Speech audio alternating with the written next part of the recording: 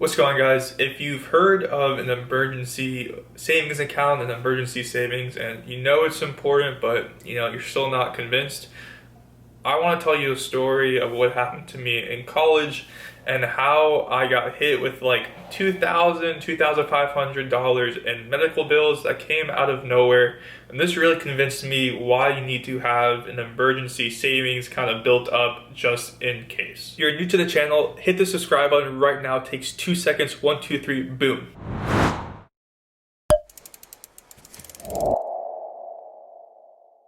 If you're new to the channel, my name is Ethan Chase and I post videos every single day on the stock market, personal investing, finance, and life. Story time. It goes back to freshman year of college.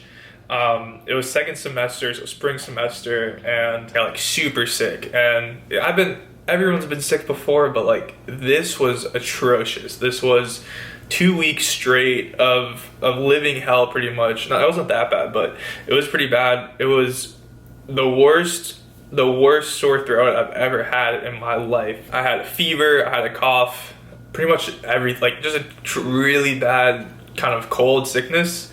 Couldn't eat anything, wasn't hungry, lost probably like 5-10 pounds. I would wake up. So I didn't go to class for like 2 weeks, and if you're in college, that's a long time. I was taking 4 classes, 12 hours, didn't go to class really once for like a week and a half, 2 weeks. So it was that bad, and I just passed out. So my living situation was it was me and 2 other kids, and we had kind of like a living room and a couch. And so I lived in one room, kind of like 2 beds. It was me and my roommate, but I slept on the couch because I was just like constantly like coughing and like I don't want to wake him up and bother him. Also, there's a TV in the living room, so I slept on the couch for like 2 weeks straight. Like I just camped out on the couch, and I was just like watching YouTube. I would wake up, watch YouTube, go back to sleep. If I was, I would wake up in the morning. I remember going down to like the cafeteria, picking up like 50 like tea bags, and just throughout the day just drinking tea, like honey and tea, and that's it. I would literally drink 10 cups of tea and honey a day just because my throat was that bad. I'm trying to think if I had like popsicles or like ice cream or something. I think I was drinking Gatorade for like the electrolytes. But yeah, I don't know if it was a mono. So this is when it gets to the hospital part. So I didn't know if it was strep or mono, or because usually like a cold, one, the severity, it was so severe that like it had to be something else, and 2, the duration of it lasted so long, it just couldn't be like a regular cold. So I was like, all right, I gotta go to like the medical center or the hospital or something. So I went to, I might have went to my school's medical center to get a strep or mono test. I'm not sure, but I do remember feeling so crappy that I just said like screw it and went to like an ER center in my college's area. And I got a strep and a mono test, or I got one of the 2 tests, and it wasn't mono, it wasn't strep, so that was good. If it was a mono, I would have been pretty mad, pretty kind of annoyed, because I've never had mono, knock on wood, but like I know it sucks. So it wasn't mono, it wasn't strep, but so that was the first hospital visit, and little did I know how much it would cost. So that's the first bill. So going to the ER at night, it was $200 for the strep test, which is fine. Like, okay, what are you gonna complain about that? You can't. But what got me was the doctor charged me. So the second I walked into the hospital and I saw the doctor, I guess the doctor kind of triages you and like puts you into a category of what type of patient you are. So like not severe, mildly severe, like critically severe, something like that, and they kind of triage you. So you get like kind of like you gotta get put into a box of what type of patient you are. So I was put as a severe patient or something. And on the hospital bill a few months later, and this was back in spring semester of my freshman year, and I just got the bill like a couple weeks ago. But because the doctor deemed me severe or mildly severe, something like that, I got charged $1,600 just because the doctor checked off a box or something saying I was like severe.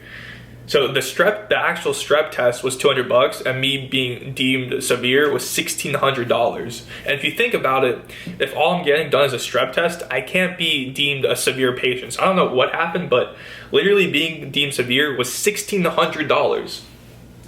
As a college student, that's crazy. Like, I don't have, luckily I had savings and I have insurance, but just imagine someone who doesn't have savings or who doesn't have a great insurance policy. That's crazy. $1,600 for just being deemed severe. So that's the first bill. And then, so that was that. So that was just going to get a strep test. And then I was getting better. It's probably like a week and a half into it. And all of a sudden I got like these crazy hives throughout my body. And I was like, what the hell is happening? I was like, what is happening to me? Cause like I thought I was done. I thought like the sickness was over, whatever, like college, everyone gets sick, whatever. But then I got like these crazy hives, and I remember waking up in the middle of the night. It was like 1 a.m., 2 a.m., 12 a.m., something like that. It was super late in the night. I finally slept in my bed. I finally didn't have chills, didn't have sweats. I finally slept in my bed for the first time. And I woke up and I like looked at my arm, and there was just like these crazy hives. And I was like, okay. Then I like lifted up my shirt, checked my stomach, and it was like all over my body. I was like, holy crap, like this isn't good. So I like FaceTime. I called my parents who are like living in a different state. I FaceTime them because my mom's like pretty good with like medical stuff. I showed her and she was like, yeah, you gotta go to the hospital. I was like, damn it. So I had my friend drive me to the hospital, checked in to like a legitimate hospital, checked in. As I was waiting, I saw some guy came in the ER with like his finger kind of like falling off, which I hate blood. I can't watch Grey's Anatomy, can't watch any of that. So to me, I was like, what's happening? Like, so that was that. I got seen by the doctor. Meanwhile, and then the nurse walks in and she's like, all right, let me see. So I like take off my shirt and I show her, and she's like, holy crap, that is the worst case I've ever seen. And I'm like, thank you. Like, it was crazy. But anyway, they gave me Benadryl, so I got an IV, which hurt. They gave me Benadryl, so I like knocked out for a couple hours. Had an IV with Benadryl. I left like 7 a.m. It was fine, but that was it. So that hospital visit, walked in, got an IV.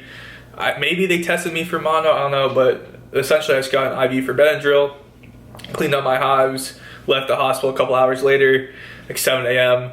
I remember I was like starving.